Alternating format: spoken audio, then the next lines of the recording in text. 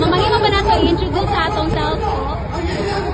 Mayong buntag atong tanan na padayag si Kyle Enero, ang President sa BPO Industry Employees Network Cebu. Naami diri karon mga BPO workers nakikiusa sa halapan nga katawhan Subuanon sa pagkondena sa nakagrabing korupsyon nga nahitabo sa tuang gobyerno karon. Ang mga panawagan, dapat unta, no work, no pay ato ang mga opisyalis sa gobyerno, pero grabe gihapon nilang pagpangurakot.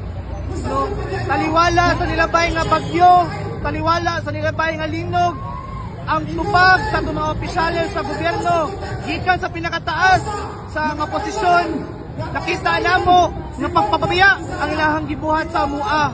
Walay igo nga suportang gihatag nga ayuda, walay igo nga suporta para sa pag-rehabilitate sa mga lugar nga apektado sa mga bagyo linog. Gani karon nakita namo nga sa industry sa BPO, business as usual gihapon ang pamalakad. Nakita namo nga paunsa nga pugos gihapon ginapatrabaho ang mga BPO workers taliwala sa mga bagyong linog sa ngalan sa kita sa mga lakyong nga negosyante.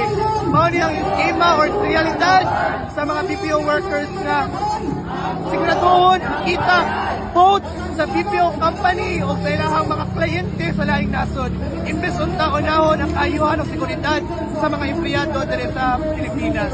Mao na karon panawagan na mo una taliwala ni ining tanan kay ipasa na ang Magna Carta for BPO workers na pending both sa Senate and the House of Representatives.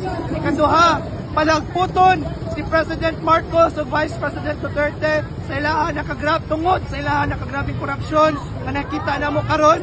Ikatulo, itukod ang National Transition Council na mahimong alternative sa pagpadagan sa gobyerno nga represented ni mga workers na nga pamaagi ug maimbestigahan og tinuoray ang mga nahitabong korupsyon sa gobyerno. Mao na tong salamat.